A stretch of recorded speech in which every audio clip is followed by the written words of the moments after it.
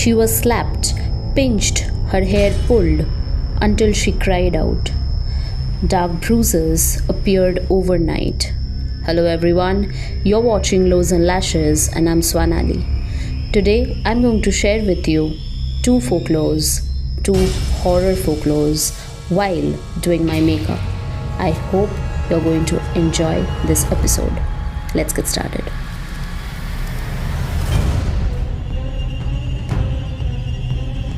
In 1804, John Bell moved his family from North Carolina to the quiet Red River settlement in Adams, Tennessee. They built a farm, raised children, and became one of the most respected families in the community. For years, life was very peaceful. But in 1817, strange things began. John Bell saw a creature in his cornfield, shaped like a dog but with a head of a rabbit. When he lifted his gun, it vanished into thin air. That night, the family heard knocking on the walls of their cabin. Furniture scraped across the floor. Bed covers were pulled from their children as they slept. At first, they said nothing, but the disturbances grew louder, bolder. Then came the voice. At first, only whispers, then clear words. The invisible presence called itself the Bell Witch. It sang hymns, mocked prayers, and carried on conversations with neighbors who visited the Bell home. Some swore it would repeat sermons, words for word, from churches miles away. When asked who it was, the spirit gave many answers. Some nights it claimed to be a Native American spirit, furious that the Bells had disturbed an ancient burial ground. Other nights, it called itself Kate Batts, a neighbor who believed John Bell had cheated her in the land deal. And sometimes, it simply laughed and said it was demon. Most of its anger fell on young Betsy Bell. She was slapped, pinched, her hair pulled until she cried out. Dark bruises appeared overnight. Betsy's engagement to Joshua Gardner soon collapsed, the witch hounding her whenever she met him. By 1820, John Bell had grown weak. His health declined quickly and the witch swore it would kill him.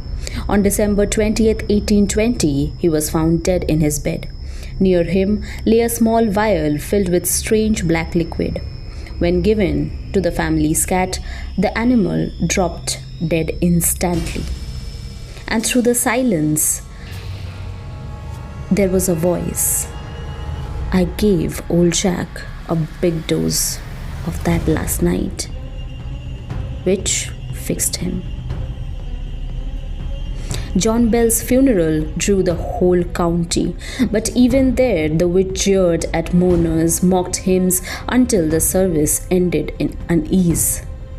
In the spring of 1821, after Betsy ended her engagement, the spirit announced it was leaving, though it promised to return in 7 years.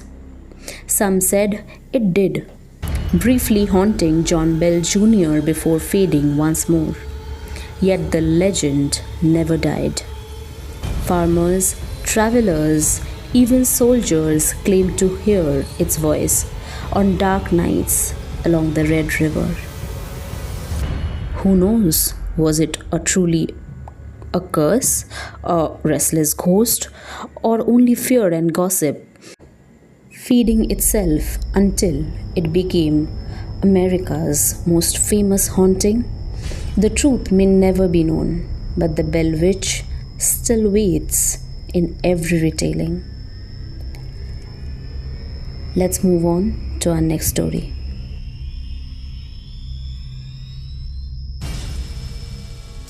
In the quiet village of Sleepy Hollows, New York, in the late 1700s, People spoke of strange visions that haunted their valley. The most feared of all was a rider, a soldier on horseback who carried no head upon his shoulders. They called him the Headless Horseman. The villagers whispered that he had once been a Hessian soldier during the American Revolutionary War. In the year 1776, during the Battle of White Plains, a cannonball struck him down, tearing away his head. He was buried in the churchyard of Sleepy Hollows, but his spirit could not rest. It is said that one dark night the horseman rose from his grave. He rode with terrifying speed, came flying, his headless form silhouetted against the moonlight. Some claimed he carried a jack-o'-lantern in place of his missing head. Others said he searched the countryside for his skull, bound to wander until he found it. By 1790, the tale reached the ears of Ichabod Crane, a lanky schoolmaster newly arrived in Sleepy Hollows. Ichabod was superstitious, easily swayed by ghost stories, and he soon heard all about the horseman from the villagers. They warned him never to travel alone at night, especially near the old church bridge where the rider was most often seen. One autumn evening, after courting the wealthy Katrina Van Tassel, Ichabod rode home through the forest. The air was still, the moon lit the path. Then, behind him, came the thunder of hooves. Turning, Ichabod saw a massive horseman, dressed in dark uniform, and where his head should have been, only emptiness, darkness. In his hand he carried a pumpkin glowing like a skull in the night. Ichabod spurred his horse, racing for the bridge. But, as the legend said, the horseman's power ended there. Hooves pounded closer and closer. Just as Ichabod reached the bridge, the rider hurled the pumpkin.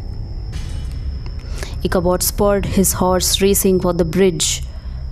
But he could not match the speed of this headless rider. Some say he fled in terror, too ashamed to return, but others believe the headless horseman claimed him, another victim of the restless spirit that rides through Sleepy Hollows on dark autumn nights. And if you ride the lonely road yourself, beware.